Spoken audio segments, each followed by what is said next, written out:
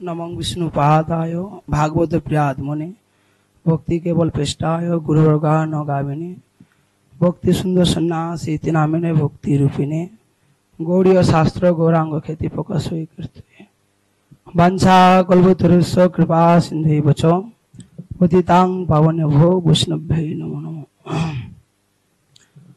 सर्वप्रथम गौर गुरुवर्ग चरण कमने बर्तमान गुरु पाद पद्म चरण कमल में कृपा भिक्षा प्रार्थना करे आज के गुरुवासर तिथिते किछु गुरु महिमा कथा श्रवण करे निज आत्मशोधन करार प्रयास करछि।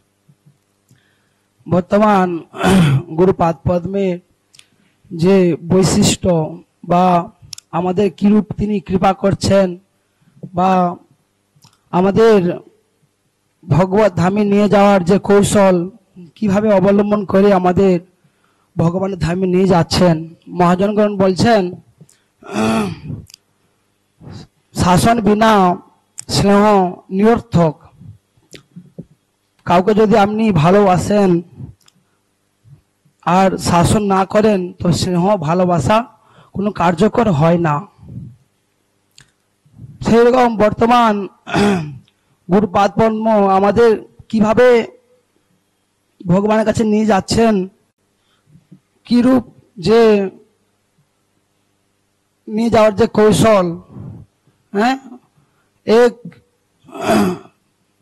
মাতা পিতা তার সন্তানকে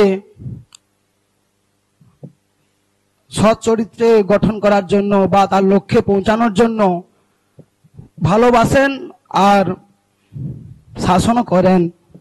সেইরূপ আমাদের আমরা ভক্ত হয়েছি আমাদের লক্ষ্য প্রভুপাদ বলছেন back to god back to home ভগবানের ধামে ফিরে যাওয়া।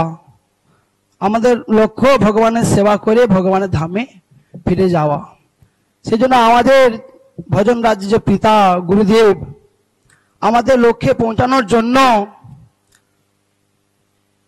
আমাদের যে লক্ষ্য ভগবানের সেবা ভগবানের ধামে ফিরে যাওয়া সেই লক্ষ্য থেকে আমরা যখন বিচ্যুত হচ্ছি বা আমাদের কাম ক্রোধের দাস আমরা যখন ভজন করছি না অলসতা করছি তখন গুরুদেব আমাদেরকে শাসন করে আমাদেরকে স্নেহ করে আমাদেরকে ভগবান ধামে নিয়ে যাচ্ছেন।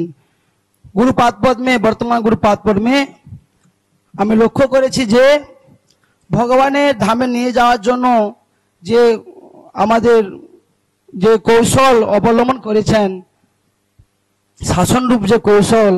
কারণ আপনি বিচার করে দেখুন আপনার পুত্রকে যদি ভালোবাসেন আর শাসন না করেন সে পুত্র কখনোই তার লক্ষ্যে পৌঁছাতে পারে না বা তিনি সৎ চরিত্রে হতে পারে না সৎ চরিত্রবান হতে পারে না। আমি সবসময় ভালোবাসবেন কিন্তু তার দোষ দেখবেন না তাকে শাসন করবেন না তবে কোনোদিন সে ছেলে তার লক্ষ্যে পৌঁছাতে পারবেন না বা সে কোনোদিন সৎ চরিত্র হতে পারবে না।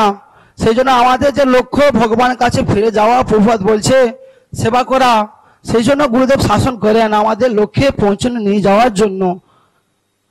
গুরুপাদ পদ্মে যে এই কৌশল ভজন রূপ ভজনে ভগবানের কাছে পৌঁছানোর জন্য যে কৌশল যে অবলম্বন করেছেন সেই কৌশলটা বিচার করে দেখবেন। শুধু বকা দেন বলে আমরা রাগ করি কিন্তু মাতা তার সন্তানকে তো বকা দেন। কেন বকা দেন? কারণ তার সন্তান যেন লক্ষ্যে পৌঁছতে পারে। সে গুরুদেবের ইচ্ছা আমরা যেন ভগবানের কাছে পৌঁছতে পারি। ব্রহ্মাণ্ড ভূমিতে কোনো ভাগ্যবান জীব গুরু কৃষ্ণের প্রসাদে পায় ভক্তিলতা বীজ। এই যে শাসন রূপ প্রসাদ যে গ্রহণ করতে পারবে ওই ভগবানের ধামে পৌঁছতে পারবে। আমরা জানি যে আমরা সবাই যে জন্ম নিবাস গুরুদেবের শাসন মেনে গুরুদেবের আদেশ মেনে আমরা গুরুদেব বলে বারবার যে জয় বন্দনা মুখস্থ করো স্তব স্তুতি করো কিন্তু আমরা শুনি না আমরা করি না।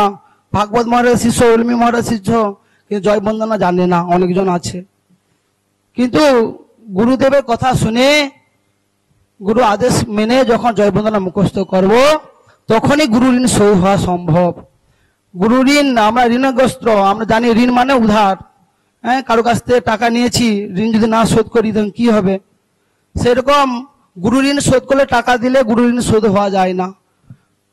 গুরু ঋণ শোধ করার জন্য গুরুদেবের কথা মেনে জয় বন্দনা মুখস্থ করে গুরুদেবের কথা মেনে আমাদের ভজন রাজা আগে বেরোতে হবে। বেশি কিছু বলবো না, এখন অনেক বক্তা আছে, বলবে সবাই। বাঞ্ছাকল্পতরুশ্চ কৃপা সিন্ধু এব চ পতিতাং পাবনেভ্যো বৈষ্ণবেন।